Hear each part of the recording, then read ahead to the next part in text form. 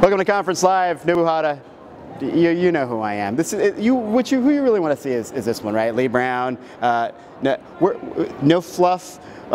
What is your URL now for your coaching stuff? Well, it's no fluff training. No fluff training. Yeah, because you know I like to shoot straight. So, okay, what are you doing here for the conference sessions? So the class I'm doing on Sunday morning, 9 a.m. people, that's 9, is 7 Deadly Sins of Real Estate. And you notice we put it at 9 a.m., which is church time for all you heathens that aren't going to church. You can come to Leigh Brown Church because it's actually, I think, 11 deadly sins, but it might be 13 by tomorrow morning because y'all are not behaving very well at night. But anyway, we're going to talk about some of the classic mistakes that realtors make that keep them from running a really good business and keep them from providing an amazing client experience. So I'm going to step on your toes a little bit, but we're also going to have solutions for all of these things so that maybe if you take a really good, honest look at yourself, you could do an amazing, better job. Okay, so there's anywhere from 7 to 13 deadly sins when it comes to real estate. Is there one that's more egregious than others? I mean, is there one that's like every realtor tends to do that holds them back? Well, oh golly, I think every realtor does all of these, but the number one, they change from number one. So today I'll say the number one is ego over substance. And as an industry, we have done a really good job of training realtors to talk about why they're awesome and why the consumer should hire them. And in fact, if you look at all the reasons why Zillow can't beat us, and Zillow people, I know you're watching this too, so shush. But we're always trying to tell realtors how you can defeat Zillow. Well, by being better in the market, but then we go to the consumer and we say, I'm great, I'm better, I'm awesome, I'm better than a website. And really the consumer doesn't give a shenanigans about that. They care about your substance that you bring to the table. And so if you would put the consumer first and then use your ego as well, okay, so now I see what your situation is. Let me tell you how my background can help you. It would change our industry instead of going in saying, I'm number one, I'm $1 million agent, woo! I know your neighborhood, I know your market. And you're not even asking the consumer why they're selling or why they're buying. So why is that? I mean, you're in sales, I was in sales. Why is it that we as an industry can't get beyond the I am awesome? Is it because that's how we've been ingrained from the beginning when we get into this business? Is it something that we just learn over time? What is it? Well, you know, you're actually ingrained at the beginning to say company's great, company's great, company's great. And then I'm a broker too. I want my agents to love the company. But we went from company-centric to agent-centric. And the thing that has not happened in our industry, except in some rare situations, is we're still not consumer-centric. And until we figure out how to put the consumer at the center of the transaction, which involves their largest financial instrument, and y'all, we have to stop acting like it's a house to us. It's their largest financial instrument, and I still don't think we give that the weight that it deserves. And so we just haven't shifted there yet. And if you want to know why so many consumers don't think they need us, it's because all we've done is talk about ourselves forever, and that's got to stop. It really is a matter of selling how we do it and why we do it to the people that love us the most, right? Well, so the example I like to use is this. If you've been on a lot of listing appointments, you've been on a listing appointment with people in a nasty divorce and they hate each other, and it's an entirely different listing than if you go to the same exact floor plan, same neighborhood for somebody who just found out they're expecting their first baby. Oh,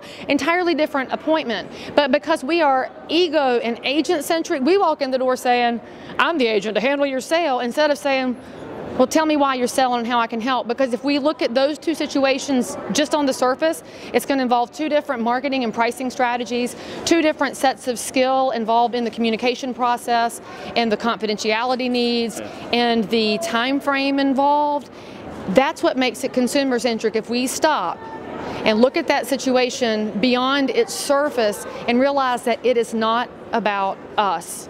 It's really, expertise means something, trust means something, it's all these things. We talk about this all the time. Okay, so you're going to talk about 7 tomorrow. What is number 8? Number 8, well, the one I just recently added is not asking questions. Because during the down years, the dark years, the recession, the stuff that gives y'all, you know, ulcers and things, to remember that because you blocked it out.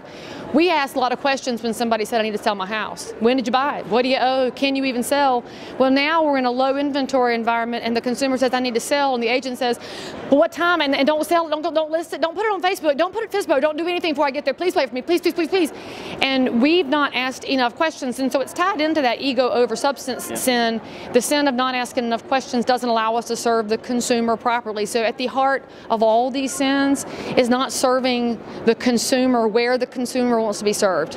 I will tell you though, because there's one really big sin that does not involve the consumer, kind of it does, but not really, is my sin of inverted priorities. And that's where agents have failed to treat themselves as CEOs, entrepreneurs, and business people who are entitled to time away from the business to take care of their personal needs, their family needs, and their community needs. That's a really good point. I mean, setting expectations now is something that consumers want that as well, right? They don't mind if you take a night off if you tell them you're not going to be able to reach me for 3 hours. They're not going to fire you over that. Where they fire you is you swear you'll be available 24/7 and then you're not.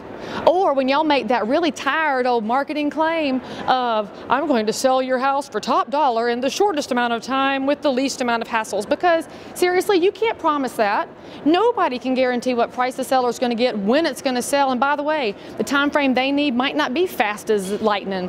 And when you say the least hassles, come on, you can't control the other side. You can't control the banks, the federal regulations, the seller who doesn't want to pack up and move on time. You can't control those things, so you're making promises you can't keep. Well, of course consumers get mad at you. Yep. Yeah, you can just say amen. Yeah, amen. Because y'all will say amen during the session tomorrow. Okay, so we're beyond your 7 deadly sins, 11 or 13 deadly sins. You doing anything different in your business next year? Or are you going to keep on keeping on? Is there anything, one thing you're going to do differently? The one thing we're focused on as a team going into 2016 is we are going to fine-tune our sales process, because we've been doing a very good job, but I want to do a really great job of doing the very consistent steps with every buyer and seller. We've gotten really good at systematizing sellers. I want just to get better at systematizing buyers, because I feel like they look at realtors as a super key, and I'm okay with that at the first meeting, that they see me as nothing more than a super key, but we've got to develop a better process for explaining the benefit we do provide to the transaction in a more methodical, systematic way. So for us, it's a tweak that I believe is going to change the satisfaction on the consumer side. Satisfaction on the consumer side. It's all I care about is a happy consumer. Leigh, thank you. Are you fired up? I'm always fired up. Have you ever seen me not fired up? 9 a.m. tomorrow. I'm fired up. Leigh, thank you. Leigh, Nobu, this is Conference Live.